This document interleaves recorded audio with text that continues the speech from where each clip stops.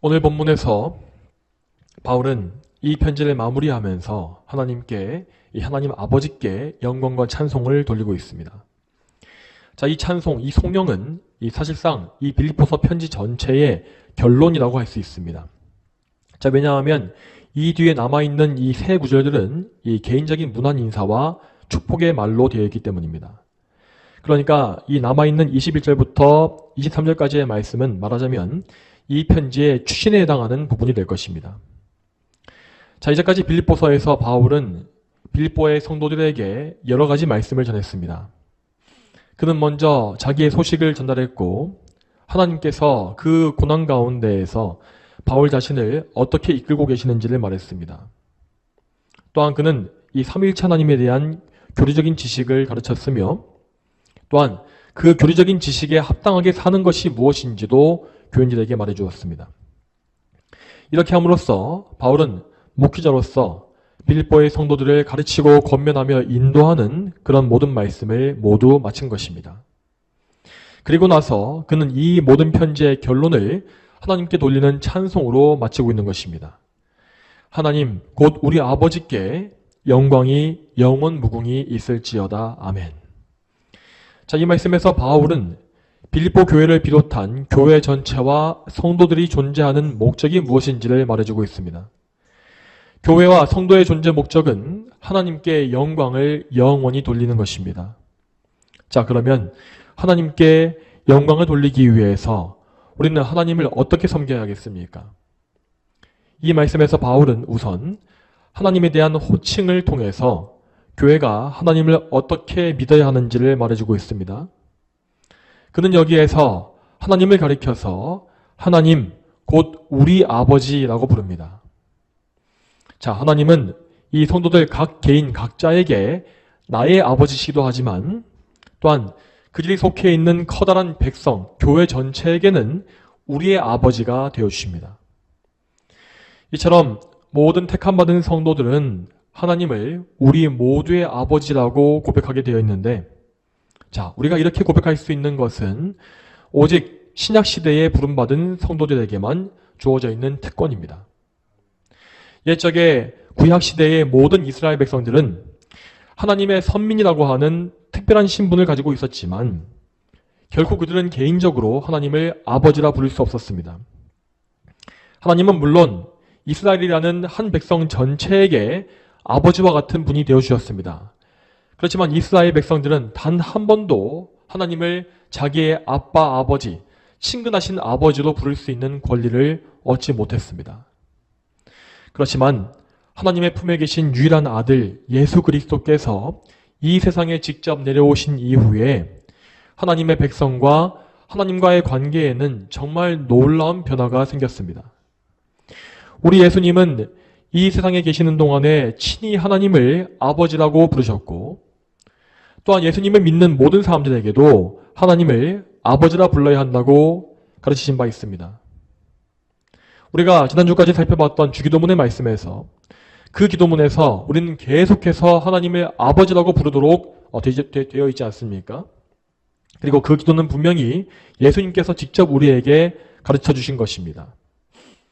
즉 예수님은 정말로 우리가 하나님을 나의 아버지, 우리 아버지라고 부르고 그분께 기도하라고 명령하신 것이죠.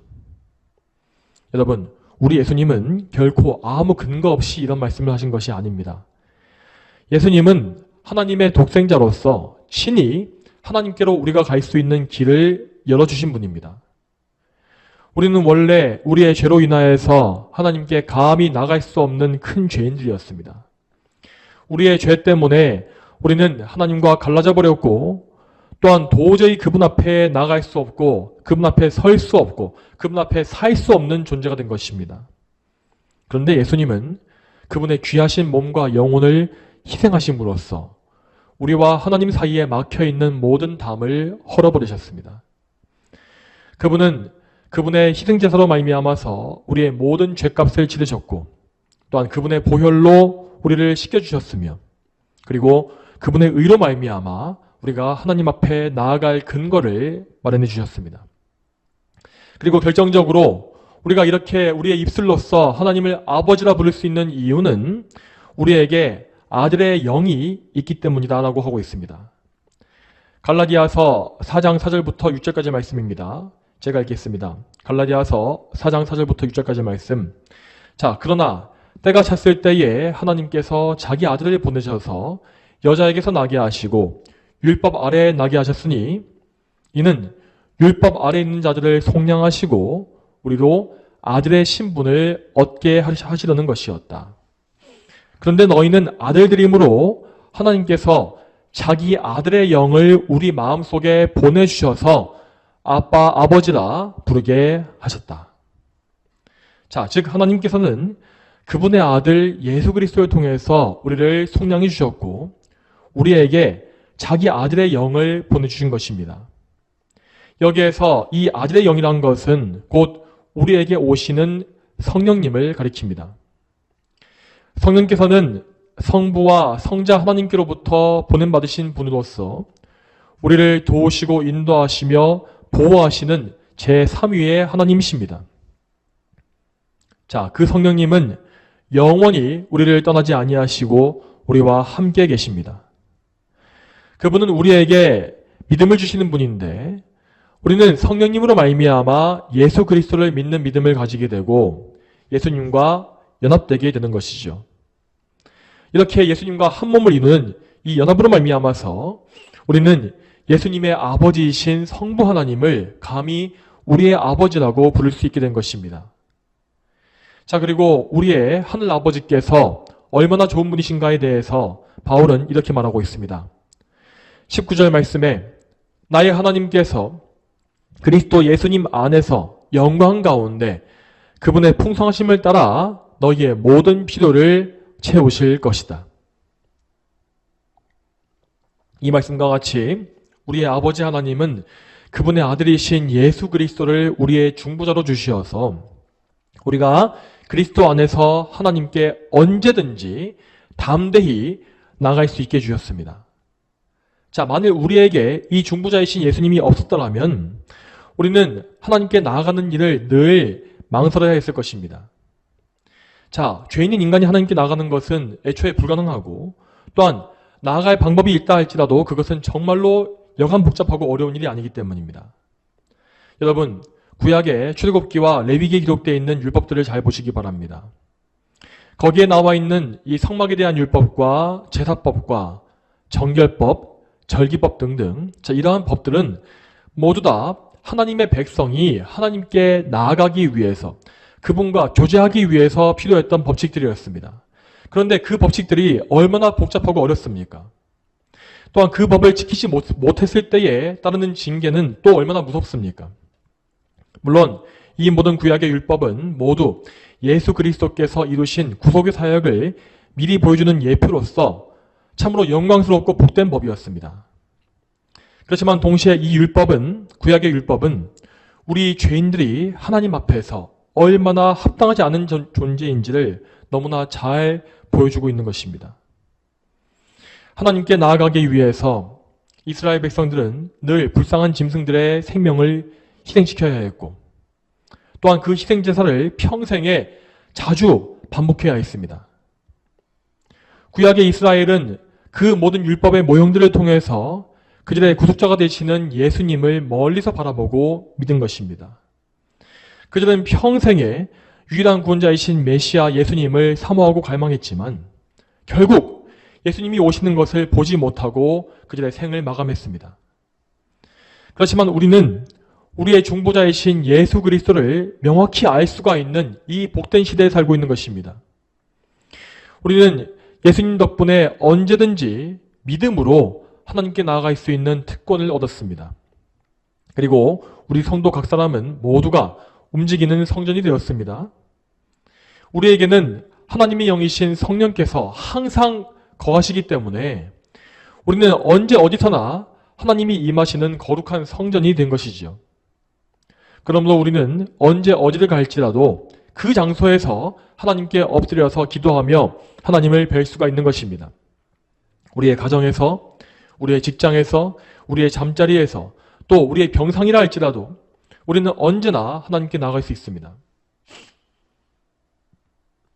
또한 만일 우리가 인생의 가장 밑바닥에 있다고 할지라도, 그리고 또한 가장 두려운 일과 가장 슬픈 일과 가장 막막하고 답답한 일을 당한다 할지라도 그때도 우리는 담대히 하나님께 나아갈 수 있습니다.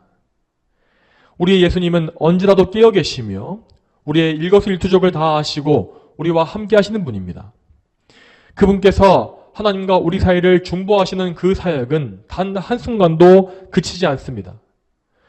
그러므로 우리는 항상 예수님 안에서 우리의 아버지, 좋으신 하나님을 만나뵐 수가 있는 것입니다. 또한 바울은 말하기를 우리 아버지께서 영광스럽고 풍성하신 분이라고 했습니다. 우리 하나님은 결코 누추함이나 어리석음이나 죄악됨이나 어둠이 없으십니다. 또한 그분께는 결코 혼란스러움이나 거짓된 것이 없습니다. 우리 아버지는 항상 영광스러우신 분으로서 모든 면에서 영광과 존귀와 영예로만 가득한 분이십니다. 그러므로 참으로 그분께 믿음으로 나아가서 의지하는 사람은 결코 수치를 당치 않을 것입니다. 하나님을 아버지로 믿고 의지하는 자녀들은 그분의 영광을 볼 것이며 또한 그분의 영광 안에서 함께 영광을 받고 즐거워할 수 있습니다. 그리고 다음으로 하나님은 풍성하신 분이기 때문에 결코 그분 안에 어떤 인색함이나 부족함이 없습니다.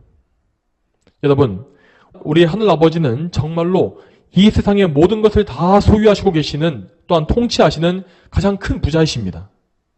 자, 역사상 이 지구상에서 가장 부자였던 인간은 이 솔로몬 왕이었다고 합니다.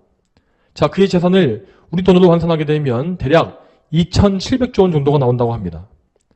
자, 그리고 이것조차 성경에 나와 있는 액수만 계산한 것이기 때문에 실제 그의 재산은 훨씬 더 많았을 것입니다.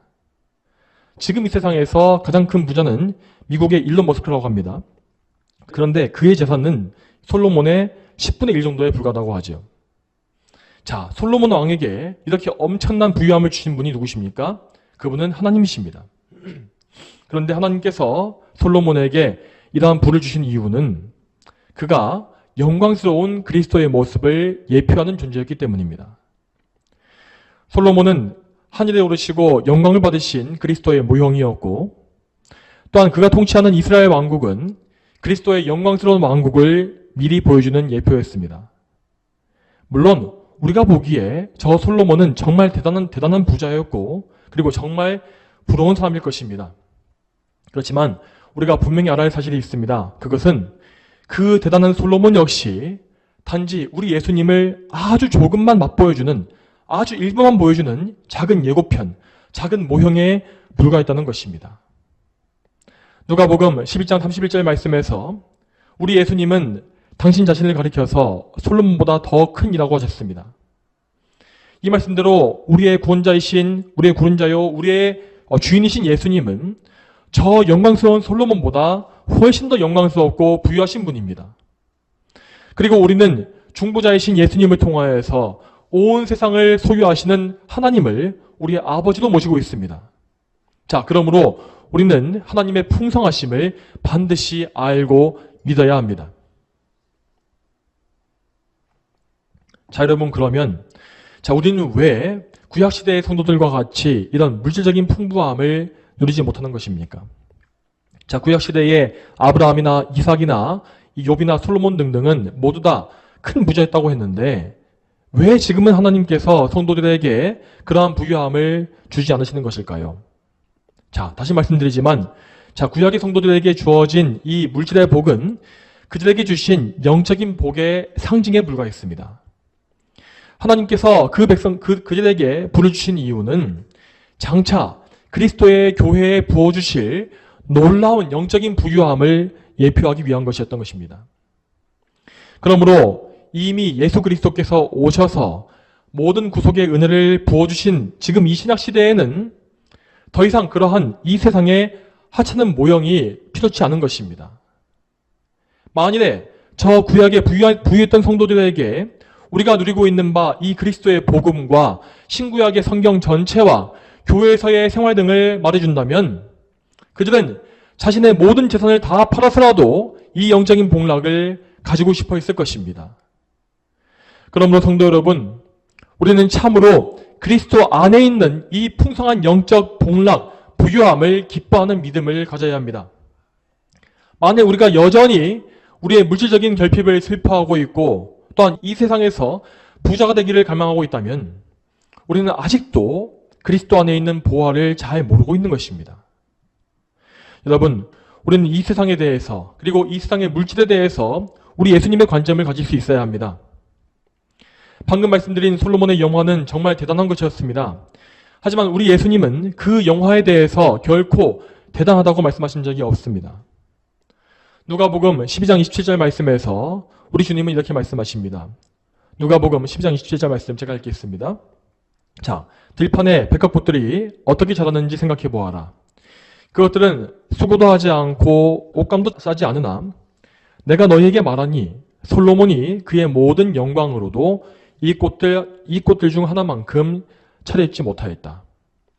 오늘 있다가 내일 아궁이 속에 던져지는 들풀도 하나님께서 이처럼 입히신다면 하물며 너희는 더 잘 입히시지 않겠느냐 믿음이 작은 자들아. 자, 이 말씀에서 우리 예수님은 분명히 저 부유한 솔로몬의 영광을 가리켜서 저 들판의 백합화보다 못하다고 말씀하십니다. 하나님은 정말 놀랍게도 저 들판에 흔하게 피어있는 들꽃들조차 저 솔로몬보다 아름답게 입혀주시는 것입니다. 자, 그런데 그 아름다운 들풀조차도 결국에는 오늘 있다가 내일 아궁이에 던져질 만큼 별로 가치가 없는 존재가 아니겠습니까? 여러분, 이처럼 이 세상의 물질에 대한 하나님의 관점은 우리와는 너무나 다른 것입니다. 물론 하나님은 우리의 모든 필요를 다 알고 계시고 우리의 육적인 필요를 무시하지 않습니다. 그렇지만 그분은 우리가 귀하게 여기고 있는 이 세상의 부유함이 사실은 별 가치가 없다는 사실을 알고 계십니다. 왜냐하면 그 모든 것들은 결국 이 세상과 함께 불태워 없어질 유한한 것에 불과하기 때문이지요. 하나님은 참으로 지혜롭고 선하신 아버지로서 당신의 자녀들에게 가장 좋은 것이 무엇인지를 알고 계십니다. 그래서 하나님은 우리에게 영원한 영광, 영원한 보화가 되시는 그리스도 예수님을 주신 것입니다. 누구든지 하나님의 선택하심을 입고 그리스도를 믿는 성도들은 모두 다 보화 되시는 그리스도를 소유한 백성입니다. 여러분, 그리스도께서는 이 세상의 모든 보화보다 더 귀하고 또한 우리의 생명보다 더 귀한 분이십니다. 그분은 우리의 영원한 생명이 되시며 또한 우리의 영원한 기업이 되십니다. 여러분, 그렇다면 우리는 어떤 보화를 구해야겠습니까? 이 세상의 모든 보화이겠습니까? 아니면 우리의 영원한 보화 되시는 예수 그리스도이겠습니까? 우리는 지금 우리 자신이 정말로 그리스도를 소유한 자들인지를 잘 생각해 봐야 할 것입니다. 또한 여러분, 이 백합화와 솔로몬의 비유에서 하나님은 우리를 솔로몬이나 백합화보다 더 잘 입혀주실 것이라고 말씀하십니다. 이 말씀은 하나님께서 우리를 솔로몬보다 더 큰 부자로 만드신다는 의미가 아닙니다. 하나님은 이미 우리에게 솔로몬의 영광과 비교할 수 없는 영적인 영광을 허락해 주셨고 또한 우리에게 아름다운 옷을 입혀주셨습니다. 그 아름다운 옷이 무엇입니까? 그 옷은 우리 주 예수 그리스도의 의로 지어진 흰 세마포 옷입니다. 그 세마포 옷은 우리가 하나님께 나아갈 때 꼭 필요한 예복으로서 그리스도의 피로써 깨끗하게 되어진 정결하고 거룩한 옷이라 했습니다. 우리는 이렇게 예수님이 주신 의의 옷을 입었기 때문에 하나님 앞에 언제든지 나아갈 수가 있는 것입니다. 또한 장차 우리가 심판대 앞에 설 때에도 이 옷을 입었기 때문에 이 의의 옷으로 인하여서 우리는 예수 그리스도의 긍휼하심을 입고 하늘나라에 입성할 수 있을 것입니다. 성도 여러분, 지금 여러분은 이 의의 흰 옷을 입고 계십니까? 여러분이 이 옷을 입고 계신다면 여러분은 그 옷을 얼마나 귀하게 여기고 있습니까? 우리가 참으로 그리스도를 소유한 백성이라면 우리는 분명히 그리스도께서 주신 이 의의 옷을 입고 있을 것입니다. 그 옷을 입은 사람은 결코 자기의 의를 내세우지 아니하며 오직 모든 면에서 예수님의 의에만 의지합니다. 예수님께서 우리를 대신하여서 하나님께 순종하심으로 이루신 그 의만이 우리를 하나님 앞에 나갈 수 있게 하는 참된 의라는 것을 믿으시기 바랍니다. 자, 그리고 19절의 마지막 부분에서 바울은 말하기를 하나님이 우리의 모든 필요를 채우실 것이다 라고 했습니다. 자, 이 말씀은 우리의 일상적이고 단순한 필요에서 시작해서 우리의 가장 절박하고 간절한 필요에 이르기까지 모든 필요를 다 아우르는 것입니다. 그러므로 우리는 이 모든 필요에 대해서 무엇 한 가지도 빼놓지 말고 모든 것을 하나님께 다 구해야 합니다. 여러분, 하나님은 참으로 우리가 하나님께 전적으로 의지하기를 원하십니다. 우리 모두에게는 사실상 하나님께 의지하고 싶어하지 않는 본성이 다 있지 않습니까? 어떻게 해서든 나의 뜻과 노력을 통해서 모든 것을 이뤄보겠다고 하는 그 아집이 우리 속에 여전히 남아있는 것입니다. 여러분, 이러한 본성은 우리가 아담에게서 물려받은 것으로서 이 세상의 모든 죄인에게 다 있는 것입니다. 그래서 은혜가 없는 불신자들은 모두 다 하나님을 의지하지 않고 자기의 힘으로써 목표를 성취하고 삶을 이뤄가기 위해서 평생에 몸부림을 치고 있습니다. 그렇게 몸부림을 치면서 세월이 흘러갈수록 그들은 계속 지치고 무력해져 가며 결국에는 그들의 몸과 영혼의 모든 힘이 다 빠져서 결국 죽고 맙니다. 만일 하나님께서 모든 사람을 이렇게 내버려 두셨다면 우리 역시 하나님께 끝까지 의지하지 아니하고 우리의 힘과 능력으로 살려고 하다가 죽고 말았을 것입니다. 그렇지만 하나님은 그분의 백성들이 하나님을 의지하게 만드시기 위하여서 모든 은혜의 선한 도구들을 사용하실 수 있습니다. 자, 여러분, 우리가 하나님을 의지하지 아니하고 나의 힘과 이 세상의 도움에 의지할 때에 하나님은 당신께 의지할 수밖에 없는 상황으로 우리를 이끌고 가십니다. 그분은 때때로 우리가 의지하고 있었던 도움들을 끊어버리기도 하시고 우리에게 어려운 질병을 주기도 하십니다. 또한 심지어 우리가 사랑하는 가족이나 자녀를 칠 때도 있습니다. 그럴 때 우리는 정말 극심한 고통과 황망함과 슬픔과 절박함에 빠질 것입니다. 그러나 우리는 그럴 때에 당황하거나 절망하지 말고 모든 상황을 다 주관하고 계시는 하나님을 바라봐야 할 것입니다. 자, 특히 그럴 때에 우리가 특히 주의할 것이 있습니다. 그것은 하나님을 더 이상 시험하지 않는 것입니다. 우리가 계속해서 하나님을 의지하지 않고 무언가 다른 도움을 포기하지 않고 있다면 그것은 하나님을 시험하는 것이기 때문에 우리에게 닥치는 위기는 점점 더 심각해지고 절대로 해결되지 않을 것입니다. 하나님은 우리가 그분께 완전히 굴복하기를 원하시고 온전히 그분께 의지하고 매달리기를 원하십니다. 그러므로 우리는 우리의 도움이 오직 하나님께 있다는 이 사실을 믿어야 합니다. 자, 그렇다면 우리는 무슨 근거로 해서 하나님을 믿을 수 있겠습니까? 여러분, 우리가 연약해지고 두려워할 때에 마귀는 우리의 마음속에 불신앙의 씨앗을 뿌릴 것입니다. 그 씨앗이란 것은 이것입니다. 우리의 죄 때문에 하나님이 진노하신다고, 하나님은 우리를 결코 용서하지 아니하시고 우리에게 진노와 형벌을 주실 것이라고, 이러한 마음이 들게 하는 것입니다. 그렇지만 우리는 결코 우리의 원수에게 속지 말아야 할 것입니다. 우리는 이렇게 약해질 때에, 약할 때에 우리를 더욱더 강하게 하시는, 우리의 약함을 통해서 더욱 강하게 역사하시는 하나님을 생각해야 합니다. 여러분, 잘 기억하십시오. 하나님께서 우리를 도와주시고 우리의 필요를 채워주시는 모든 근거는 결코 우리 자신에게 있지 않습니다. 우리가 착하게 살았기 때문에, 내가 예배를 잘 드렸기 때문에, 내가 봉사를 열심히 했고 헌금 생활을 착실하게 했기 때문에 우리를 도와주시는 것이 아닙니다. 우리가 하나님을 열심히 섬기는 이 모든 것은 모두 다 하나님께서 먼저 우리를 구원해 주시고 은혜를 베풀어 주신 것의 열매입니다. 감사의 찬송과 열매인 것입니다. 여러분, 항상 하나님은 그분 안에 있는 은혜를 근거로 해서 우리에게 좋은 것을 주시는 분입니다. 그러므로 우리는 하나님 안에 있는 은혜의 근거가 무엇인지를 생각하고 그분의 약속을 붙잡아야 합니다. 우리가 항상 붙잡아야 할 은혜의 근원은 오직 하나님 안에 계시는 예수 그리스도이십니다. 비록 나는 하나님 앞에 흉악한 죄인에 불과하지만 나는 나의 의가 되신 예수 그리스도를 붙잡습니다. 아버지 하나님, 나의 흉한 허물을 그리스도의 의로 덮어주시고 나를 그리스도의 보혈로서 정결하게 해주십시오. 그리고 내가 나아갈 때에 나를 보시는 것이 아니라 나의 중보자이신 예수님을 보아주셔서 저를 받아주십시오. 이러한 마음, 이러한 기도로서 하나님께 우리는 도움을 구해야 합니다. 또한 다음으로 우리는 항상 하나님 앞에서 우리를 구원하신 하나님의 성품을 생각해야 합니다. 특히 우리가 어려운 일을 당할 때에 우리는 그 어려운 상황 자체에 집중하지 말고 우리의 하나님께서 어떤 분이신지를 기억해야 합니다. 여러분, 하나님은 공의로운 분이시기 때문에 아무것도 불의하게 행하지 않으시며 또한 가장 지혜로운 분이시기 때문에 우리에게 어리석고 악한 것을 주지 않으십니다.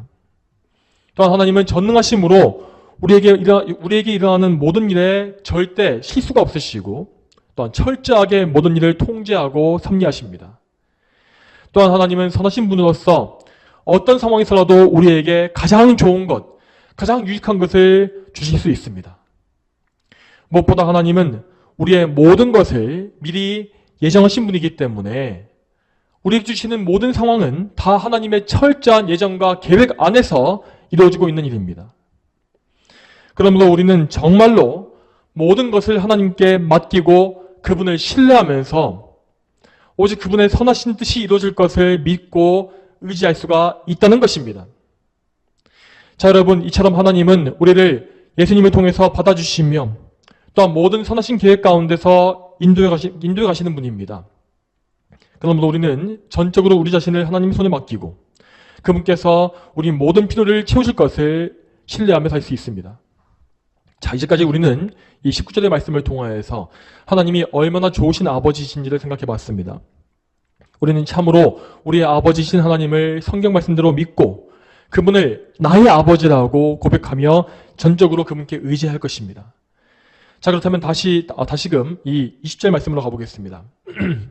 20절 말씀에서 바울은 말하기를 우리 아버지께 영광이 영원 무궁히 있을지어다 라고 했습니다. 자, 앞서서 19절의 말씀은 우리가 하나님께로부터 받은 것이 무엇인지를 알려주고 있습니다. 하나님은 우리에게 먼저 그리스도를 주심으로써 우리의 하나님이 되어주셨고 또한 그분의 풍성하심으로써 모든 필요를 영원히 채워주십니다. 정말로 하나님은 우리의 영혼과 육체에 필요한 모든 것을 이미 다 우리에게 주셨습니다. 자, 이렇게 우리가 이미 다 채워졌기 때문에 우리는 지금 그분께서 우리를 구원하신 목적에만 집중하면 되는 것입니다. 여러분, 하나님께서 우리를 구원하시고 자녀로 삼으신 목적이 무엇입니까? 그것은 우리를 통해서 영광을 영원 무궁히 받으시는 것입니다. 우리는 참으로 영원 무궁히 하나님께 영광을 돌리기 위한 존재로 택함받은 것입니다. 자, 그러므로 장차 우리가 저 하늘나라에 올라가서 완전히 성화된 상태가 되어지면 우리는 그때 정말로 하나님께 모든 영광을 돌리는 그 일에 아무런 흠이 없을 것입니다. 자, 그런 의미에서 그때 우리는 정말로 영원 무궁히 하나님께 영광 돌릴 수 있는 존재가 되는 것이죠. 자, 그렇기 때문에 우리의 지금 문제는 지금 이 세상에서의 삶에 있는 것입니다. 지금의 우리는 아직 미완성되어 있고 불완전하며 죄가 남아 있습니다. 그래서 우리는 언제든지 실수하고 넘어지며 하나님께 영광을 돌리지 못할 가능성을 품고 있습니다. 그러므로 우리 자신이 하나님의 영광을 위한 도구로 온전히 쓰임받기 위해서는 우리는 우리를 죄짓게 만드는 모든 것들을 최대한 다 제거해야 하고요. 또한 하나님께 영광 돌릴 수 있는 최고의 길을 따라갈 수 있어야 합니다. 자, 우리의 가정, 우리의 교회, 우리의 경건생활을 비롯한 우리의 삶 전체에는 항상 하나님의 영광이 드러나야 합니다. 자, 그러므로 우리는 하나님의 영광을 위해서 우리의 믿음과 우리의 삶 전체를 성경적으로 세우기 위한 삶과 그런 방법에 집중해야 하는 것입니다. 여러분, 이 세상의 전 세계 기독교에는 정말 수많은 기독교 교파와 신학 성향이 존재합니다. 자, 그 중에는 이제는 교회라고 부르기 어려울 정도로 배교와 배도에 깊이 빠져버린 종파도 존재하고 또한 애초에 참되신 하나님을 믿지 않고 거절하는 잘못된 신학도 존재합니다. 자, 그렇지만 적어도 복음을 믿고 있는 참된 교회에는 가장 크게 두 종류의 신학 성향이 존재하고 있습니다. 그 두 가지 신학 성향은 복음주의 신학과 개혁주의 신학입니다. 자, 오늘날의 어떤 사람은 이러한 신학이 별로 중요하지 않다고 말하기도 합니다. 그들은 말하기를 이 신학이란 것은 그저 차가운 학문에 불과하고 기독교 신앙은 영적인 체험, 뜨거운 체험으로 채워져야 한다고 말합니다. 여러분, 하지만 그렇게 말하는 건 역시 하나의 신학이라는 사실을 알아야 할 것입니다. 그런 사람들은 한마디로 신학이 필요가 없다고 하는 그런 신학 무용론의 신학을 말하고 있는 것이지요. 여러분, 우리가 말하는 신학이라는 것은 단지 어떤 의학이나 경제학 같은 하나의 학문 분과를 말하는 것이 아닙니다. 신학이라는 것은 이 하나님 말씀, 성경을 해석함으로써 뽑아져 나온, 성경에서 나온 하나의 지식 체계입니다. 또한 동시에 신학이라는 것은 성경을 우리가 바르게 해석하는 데 도움을 주는 도구라고 할 수 있습니다. 따라서 신학이 없는 기독교 신앙은 존재할 수 없습니다. 모든 사람은 각자가 배우고 알고 있는 신학에 따라서 성경을 해석하고 그 성경의 해석대로 신앙생활을 해나가는 것입니다. 자, 그러면 앞에서 말했던 복음주의란 무엇이겠습니까? 자, 최초의 복음주의는 17세기에 독일에서 일어난 경건주의 운동에서 파생된 것입니다. 자, 1517년도에 이 루터에 의해서 종교개혁이 시작된 이후에 오랜 세월이 흐르면서 이 독일의 루터파 교회는 점점 더 학문적인 논쟁에만 빠져들게 되었습니다. 그래서 나중에 사실상 그 당시에 루터 교회는 죽은 정통에 빠진 죽은 교회가 되어버렸고, 그 죽은 정통에 대한 반동으로 해서 경건주의 운동이라는 것이 일어난 것이죠. 그 당시에 경건주의자들은 이 교리나 신학에 집중하는 것에 반대했기 때문에 기독교를 생활과 체험의 종교라고 주장했습니다. 그리고 그들의 운동은 나중에 유럽과 미국에 널리 퍼진 복음주의의 기초가 되었습니다. 자, 그렇기 때문에 이 사실 복음주의라는 것은 상당히 넓은 개념입니다. 그것은 어느 한 교파와 교단에 한정되지 않고 모든 교파에 다 존재하고 있는 신학 성향이라 할 수 있습니다. 그렇지만 크게 보았을 때에 이 복음주의는 몇 가지의 진리를 공유하고 있습니다. 자, 그것을 나열해 보자면 복음주의는 우선적으로 성경을 하나님의 말씀, 참된 계시로 믿고 있습니다. 그래서 그들은 성경의 핵심적인 진리들, 즉 사도신경에 나오는 신앙 고백을 모두 믿고 인정합니다. 천지창조와 삼위일체 하나님, 그리고 예수님의 성육신과 대속적인 죽음과 그리고 거룩한 공교회와 성도들의 교제, 또한 최후의 심판과 천국과 지옥을 그들은 믿는 것입니다. 자, 이렇게 해서 복음주의는 성경의 핵심 교리들을 인정하고 믿습니다. 자, 그런데 그들의 문제는 그들의 신학의 중심이 인간의 구원 문제에 있다는 것입니다. 물론 죄인들에게 복음을 전파하고 그들을 구원하는 문제는 우리 주님께서 친히 우리에게 명령하신 교회의 지상 명령입니다. 그렇지만 거기에는 한 가지의 전제 조건이 있습니다. 우리는 영혼을 구원하고 교회 사역을 해나가는 이 일을 행할 때에 오직 하나님의 영광을 최우선으로 생각해야 한다는 것입니다. 이 말은 우리가 추구해야 할 최고의 핵심 목적이 영혼 구원이 아니라 바로 하나님의 영광을 추구하는 것에 있다는 것입니다. 그러므로 교회가 행사하는 모든 일은 다 하나님의 영광에 합치하는 수단과 방법으로 행해져야 합니다. 아무리 교회가 복음을 전파한다고 하는 그런 목적을 가지고 있다 할지라도 그것을 행하는 방법이 이 세상의 방법이라면 그것은 하나님께 영광이 될 수 없습니다. 그러므로 교회는 오직 성경의 말씀을 따라서 하나님의 뜻에 따라서 모든 사역을 행해야 하는 것이지요. 그렇지만 복음주의는 하나님의 영광보다 죄인의 구원, 인간의 회심과 구원에 더 초점을 맞추고 있기 때문에 자, 결과적으로 그들의 사역에 있어서 점차 하나님의 영광을 가리고 있는 일들이 나타나고 있는 것입니다. 오늘날 이 세상의 대부분의 교회들이 이 세상의 온갖 문화와 세속적인 방법을 아무렇지도 않게 교회에 끌어오고 있는 이유가 바로 여기에 있습니다. 그저 죄인만 구원할 수 있다면 하나님께서 그것을 통해서 영광 받으실 것이다 라고 그들은 믿는 것이지요.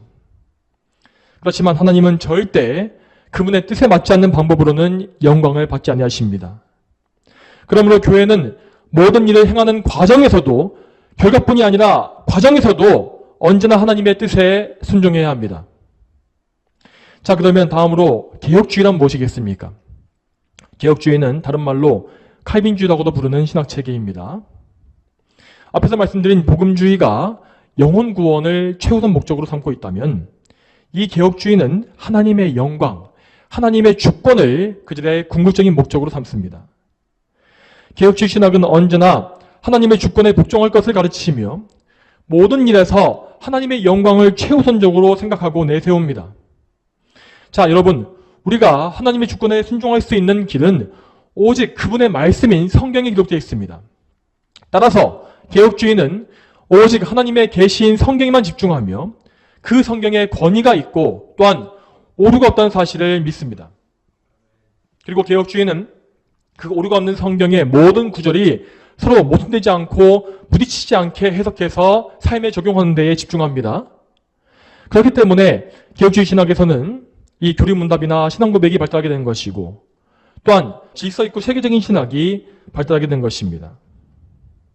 또한 개혁주의는 항상 하나님의 주권이라고 하는 하나의 주제에서 출발하고 마치는 신학입니다. 따라서 개혁주의는 만물이 그분에게서 나오고 그분으로 말미암으며 그분께 돌아간다. 그분께 영광이 영원토록 있기를 기원한다. 아멘. 이라고 하는 이 말씀을 삶의 원리로 실천하기 위하여서 항상 애쓰는 것입니다. 그러므로 개혁주의는 인간의 구원에 있어서도 철저히 하나님의 주권만을 강조합니다. 이러한 하나님 주권 중심의 구원론은 칼빈의 5대 교리라 불리는 튤립에 잘 나타나 있습니다. 이 튤립이라는 것은 인간의 구원에 대한 5가지 중심 교리를 말하는 것인데, 자, 그것은 인간의 전적인 타락, 무조건적인 선택, 제한적인 속죄, 정할 수 없는 은혜, 성도의 견인 이 5가지입니다. 이 교리들을 짧게 설명하자면 먼저 첫 번째로 인간의 전적 타락이라는 것은 인간이 자기의 구원을 위하여서 할 수 있는 일이 아무것도 없다는 진리입니다. 인간은 죄로 부패하고 타락했기 때문에 영적으로 완전히 죽어있고 하나님께서 보시기에 선한 일을 전혀 행할 수 없습니다. 정말로 인간에게는 그 어떤 소망도 남아있지 않으며 또한 하나님께 뭔가를 받을 만한 기대 역시 전혀 할 수 없습니다. 인간 자신에게는 구원을 위한 그 어떤 근거도 남아있지 않다는 것, 이것이 바로 칼빈이 말하고 있는 바 전적 타락의 교리입니다. 다음으로 무조건적 선택이란 것은 하나님께서 죄인을 구원하시기 위해서 그들을 미리 예정하시는 것을 의미합니다. 하나님은 창세 이전에 이미 이 세상에 대한 모든 계획을 다 세우셨는데 그 계획과 작정에는 구원하시기로 예정된 백성들에 대한 계획도 들어있었습니다. 자, 그런데 그 선택은 결코 우리 인간의 주권에 따라서 세워진 것이 아닙니다. 하나님은 누군가가 그리스도를 믿게 될 것을 미리 아셨기 때문에 그를 택하신 것이 아닙니다. 하나님은 그야말로 인간의 믿음이나 조건에 아무 관계가 없이 그분의 깊으신 뜻을 따라서 그분의 백성을 택하신 것입니다. 자, 또 다음으로 제한적인 속죄라는 것은 예수 그리스도의 구속 사역이 미치는 범위가 제한적이라는 사실을 말하고 있습니다. 물론 예수님의 속죄 사역은 모든 이 세상의 죄인의 죄를 다 처리할 수 있을 만큼 무한한 능력을 갖고 있습니다. 그렇지만 그 속죄의 공로가 적용되는 그 범위는 오직 선택받은 자들에게만 한정되어 있는 것입니다. 따라서 그리스도께서 모든 사람을 위해서 죽으신 것이다 라고 말하고 있는 저 복음주의의 주장은 이 성경적인 교리와 상반되는 것이죠. 예수님은 오직 하나님이 택하신 백성들을 위해서만 죽어주신 것입니다. 자, 그리고 이 교리는 다음 순서인 불강력적인 은혜, 저항할 수 없는 은혜로 이어집니다. 이 교리는 곧 구원의 은혜가 하나님께서 일방적으로 부어주시는 것임을 의미합니다. 우리 인간은 절대 하나님을 믿기로 택할 수가 없습니다. 오직 하나님께서 주권적으로 우리에게 은혜를 부어주시기 때문에 인간은 그리스도를 믿을 수 있는 것이고 하나님께 나올 수 있는 것입니다. 또한 이 구원의 은혜는 결코 인간이 저항하거나 거절할 수 없습니다. 이 은혜를 거절할 수 없다는 의미는 하나님께서 인간을 강제로 힘으로써 복종시키거나 믿게 만드신다는 것이 아닙니다. 하나님은 인격적으로 그를 다루시며 그의 강팍한 마음을 변화시키셔서 그가 자발적으로 기쁨으로 그리스도를 믿게 인도하십니다. 그러므로 하나님의 은혜에 붙잡히고 구원받은 백성은 참으로 놀라운 평안과 기쁨을 얻을 수 있을 것이며 그에게 부어주신 하나님의 주권적인 은혜, 그 전적인 은혜를 찬송하게 되어 있습니다.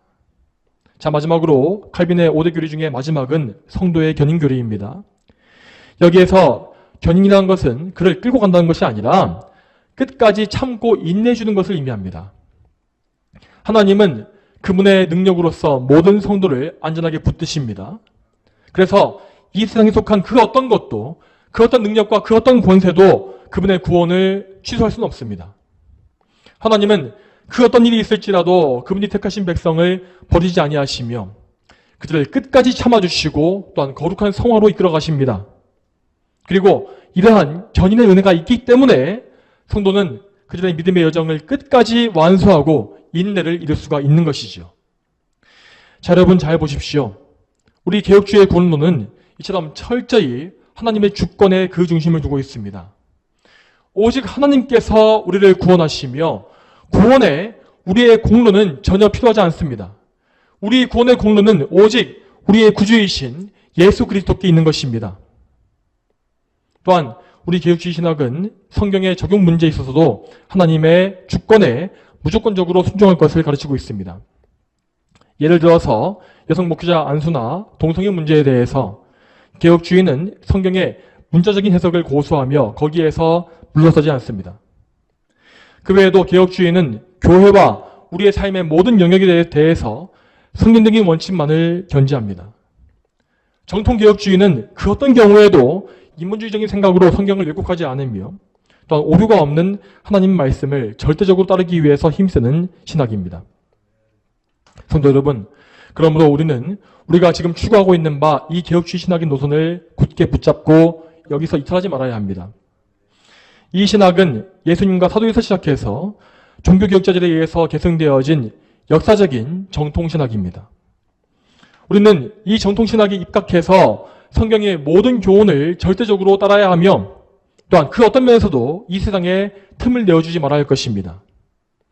여러분 항상 잘 기억하십시오. 우리의 신학과 신앙에서 우리가 어떤 틈을 만들어 놓고 오류를 범하게 되면 마귀는 반드시 그 작은 틈을 타고 들어와서 우리의 삶의 안에 그리고 교회 안에 온갖 독을 풀어놓을 것입니다.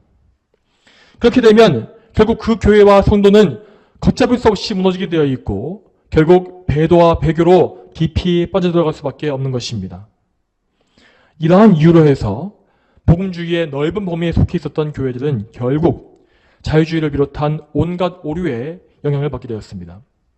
그 결과 이 지금 현대 사회에서는 과거 건전했던 옛 복음주의는 거의 사라져버렸고 이 세상의 문화와 결탁해버린 신복음주의로 변질된 교회만이 넘쳐나게 되었습니다. 그들은 하나님의 주권과 영광에만 철저히 집중하지 못했기 때문에 결국 이 세상의 온갖 죄악된 문화와 철학과 사상에 혼합되어 버린 것이지요. 그러므로 우리는 오늘 이 본문의 말씀을 철저히 붙잡고 오직 하나님의 은혜를 구하면서 그분의 영광을 위한 길로만 행해야 합니다. 또한 우리는 우리 자신만 하나님께 영광 돌릴 것이 아니라 우리 주변에 있는 모든 사람들이 하나님께 함께 나가서 영광을 돌릴 수 있게끔 기도해야 합니다. 우리 자신과 우리 교회 안에 있는 모든 교우들 그리고 우리 자녀들과 모든 가족들 더 나아가서 우리 주변의 모든 사람들이 다 함께 하나님을 우리의 아버지라 부를 수 있도록 우리는 계속 기도하며 복음을 선포하는 삶을 살아야 합니다. 저와 여러분 모두가 오직 하나님께 영원 무궁히 영광을 돌리는 삶을 살게 되기를 축복합니다. 다 함께 기도하겠습니다. 하나님 아버지, 오늘도 하나님의 말씀을 통하여서 우리가 하나님을 아버지라 부르는 것이 무슨 의미이며 또한 하나님께 영광 돌리는 것이 무엇인지를 다시 한번 생각하게 하심에 감사드립니다. 하나님, 이 성경에 계속 반복되는 말씀들을 통하여서 우리는 항상 하나님 앞에 더욱더 우리 삶을 쳐서 복종시키며 하나님께로 돌이키고 우리 삶의 모든 영역을 다 하나님께 바치는 일에 순종하게 되어가고 있습니다. 하나님, 하지만 이 모든 일들은 우리의 능력으로 되는 것이 아니라 오직 하나님의 견인하심, 우리를 성화시키시는 하나님의 능력으로만 되는 일임을 믿사오니 주여 저희를 불쌍히 여겨주시고 우리를 거룩하게 해주셔서 우리를 끝까지 하나님의 영광을 위한 길에 세워주시옵소서. 감사드리오며 예수님의 이름으로 기도 올립니다. 아멘.